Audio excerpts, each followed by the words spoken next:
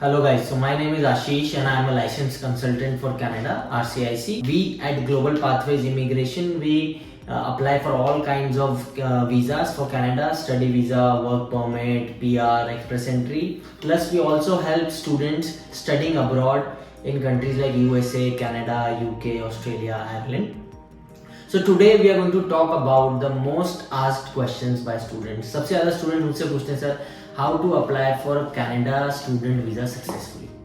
Students बहुत डरते हैं, उन्हें लगता है कि Canada student visa is a very difficult thing. ऐसा हम क्या करें कि कनाडा स्टूडेंट वीज़ा रिजेक्ट ना हो। So we are going to talk about that today.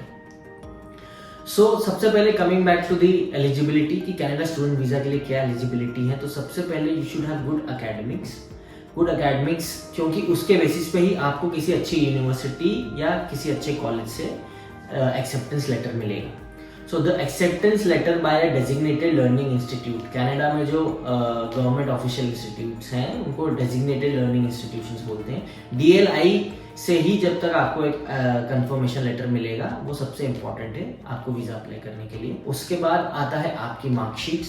जैसे आप अंडर ग्रेजुएशन के लिए जा रहे हैं तो 10th 11th 12th की मार्कशीट्स, पोस्ट ग्रेजुएशन के लिए जा रहे हैं तो अंडर ग्रेजुएशन की मार्कशीट्स, सारे सेम की मार्कशीट्स, डिग्रीज, प्रोविजनल डिग्री से भी आप अप्लाई कर सकते हैं। Degree marksheet, academics and then most important English proficiency score. आपका आइल्स का रिजल्ट या PTE का रिजल्ट या आइल्स जनरल का रिजल्ट या टोफल का रिजल्ट, वो सबसे इम्पॉर्टेंट है। कनाडा गवर्नमेंट ने रिसेंटली चेंजेस किए थे जिसमें वो आइल्स एकेडमिक में ओवरऑल 6 भी एक्सेप्ट कर रहे हैं for SDS category. SDS category क्या होता है, स्टूडेंट मुझसे पूछते हैं। Let's come to this category. So Canada visa में गवर्नमेंट इज प्रोवाइडिंग 2 ऑप्शंस। आप SDS कैटेगरी में भी अप्लाई कर सकते हो वीजा, नॉन SDS कैटेगरी में भी अप्लाई कर सकते हो visa. SDS is student direct stream. Student direct stream Canada government ने एक फास्ट प्रोसेसिंग वे निकाला है स्टूडेंट्स के लिए वीजा अप्लाई करने के लिए, कुछ पर्टिकुलर कंट्रीज के लिए, जैसे इंडिया, पाकिस्तान, मोरक्को, काफ़ी कंट्रीज की लिस्ट है। उसमें ये कंट्रीज के स्टूडेंट्स अगर कुछ कंडीशन स्पेसिफाई करते हैं, जैसे SDS की जो कंडीशंस है वो मैं आपको बताता हूँ। First condition is you have to pay 1 year tuition fees in full. पहले साल की ट्यूशन फीस जो भी आपका इंस्टीट्यूट है उसकी जो भी फर्स्ट ईयर फीस है, $15,000 $20,000 व्हाटएवर, वो फुल में पे करना है यूनिवर्सिटी को। Second condition is you have to pay your living expense which is called GIC, guaranteed investment certificate. $10,000 का GIC आपको कनाडा में बैंक अकाउंट खोल के वहां डिपॉजिट करना पड़ता है। Third requirement is English proficiency. आपको अपनी इंग्लिश प्रोफिशिएंसी हाई प्रूव करना होती है। उसके लिए आप PTE ओवरऑल 60 या आइल्स एकेडमिक ओवरऑल 6 आप प्रेजेंट कर सकते हैं for SDS category. Then fourth requirement is upfront medical, यानी कि वीजा अप्लाई करने के पहले मेडिकल आपको करवाना पड़ेगा कनाडा के जो डेजिग्नेटेड डॉक्टर्स हैं आपकी कंट्री में उनसे। तो ये कुछ कंडीशंस हैं जिससे आप SDS कैटेगरी में वीजा अप्लाई कर सकते हो। फायदे, SDS कैटेगरी के फायदे, फास्ट प्रोसेसिंग। आपका वो लोग 20 डेज में वीजा प्रोसेसिंग प्रॉमिस करते हैं, बट 15 to 30 डेज तक के किसी भी रेंज में वीजा आपका प्रोसेस हो जाता है। प्लस थोड़ा सा अप्रूवल के चांसेस भी हाई होते हैं SDS कैटेगरी में। तो ऐसा नहीं है कि आपके आइल्स में 6 नहीं है या आपने 1 year की फीस नहीं भरी है तो आप वीजा अप्लाई नहीं कर सकते। आप कर सकते हैं, बट वो नॉन SDS कैटेगरी में होगा। और चिंता ना करें, नॉन SDS कैटेगरी में ऐसा नहीं है कि वीजा रिफ्यूजल ज्यादा होते हैं। हमारे पास हमारे स्टूडेंट्स के कई वीजा हमने अप्लाई किए, नॉन SDS में भी अप्रूवल्स हैं, SDS में भी अप्रूवल्स हैं। everything depends on your documents, your program relevancy। तो नॉन SDS में भी आप अप्लाई कर सकते हैं। ये 2 कैटेगरी हैं जिसमें आप वीजा अप्लाई कर सकते हैं। अब अप्लाई करना कैसे है वीजा? कनाडा गवर्नमेंट ने अब एप्लीकेशन भी थोड़ा सा कॉम्प्लिकेटेड है, क्योंकि एप्लीकेशन के लिए भी 2 पोर्टल्स हैं गवर्नमेंट के ऑफिशियल। देयर आर 2 पोर्टल्स जिनको यूज करके आप एप्लीकेशन फाइल कर सकते हो।